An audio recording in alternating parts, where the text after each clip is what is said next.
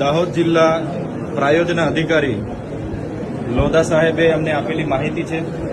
એ માહિતીના આધારે અમે દાહોદ જિલ્લા અમારી ટીમ સાથે તમામ કામોની ચકાસણી કરી છે.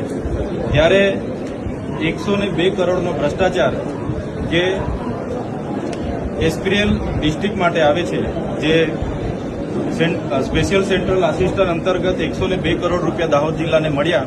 એમાં 102 કરોડ રૂપિયામાં કોઈ પણ પંચાયતનો ગ્રામસભાનો ઠરાવ લેવામાં નથી આવ્યો, કોઈ પણ જાતની નિવિદા પાડવામાં નથી આવી, અને એક સંદીપ શાહ કરીને નવસારીની એજન્સી છે એને બારોબાર 102 કરોડના કામો પધરાવી દેવામાં આવ્યા છે, કોઈ પણ ટેન્ડર વગર, કોઈ પણ નિવિદા વગર. અને આ તમામ કામોનો એસ્ટિમેટ 10 ગણું વધારે છે. જે વસ્તુ બજારમાં 20 રૂપિયાની મળે છે એ વસ્તુનો ભાવ આમાં 200 રૂપિયા છે.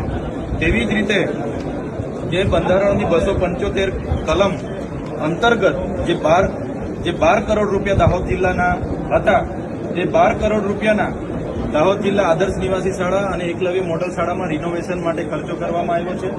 અને એમાં જે સામાન પૂરું પાડવામાં આવ્યું છે, તમામ સામાનની બજાર કિંમત કરતાં 5 ગણી બિલો ચૂકવવામાં આવ્યા છે. આમાં પણ બહારની એજન્સી છે અને કોઈપણ જાતના ટેન્ડર કે નિવિદા વગર આ આદિજાતિ મદદનીશ કમિશનરે 12 કરોડ રૂપિયા બારોબાર ચૂકવેલા છે. એટલે આ અધિકારીઓ દ્વારા આપવામાં આવેલી માહિતી છે અને આ ખૂબ મોટું કૌભાંડ છે. આદિવાસી જિલ્લો હોય, પછાત જિલ્લો હોય, એના વિકાસ માટે જે કરોડો રૂપિયા વાર્ષિક આવે છે, એ કરોડો રૂપિયાને અધિકારીઓની લાગતી વળગતા એજન્સીઓને સાથે નેતાઓના ઇશારે એમને કામ આપીને 10 ગણું એસ્ટિમેટ બનાવીને બારોબાર રૂપિયા પધરાવી દેવામાં આવ્યા છે. ત્યારે જો આવનાર દિવસોમાં આમાં તટસ્થ કાર્યવાહી નહીં થાય, તો અમારે આવનાર દિવસોમાં ગાંધી ચિંધ્યા માર્ગે આંદોલન પણ કરવા પડશે. અમે આજે પૂરા દાવા સાથે કહીએ છીએ, આ 102 કરોડ રૂપિયાની હમણાં તપાસ કરવામાં આવે તો અમે છાતી ઠોકીને કહીએ છીએ કે તમામ આજે અધિકારીઓ, એજન્સીઓ, અહીંના સ્થાનિક નેતાઓ જેલમાં હશે. અમે દાવા સાથે અને પૂરી એના સાથે કહીએ છીએ કે આની યોગ્ય તપાસ થવી જોઈએ. બધા નેતાઓ અને અધિકારીઓ જેલમાં હશે.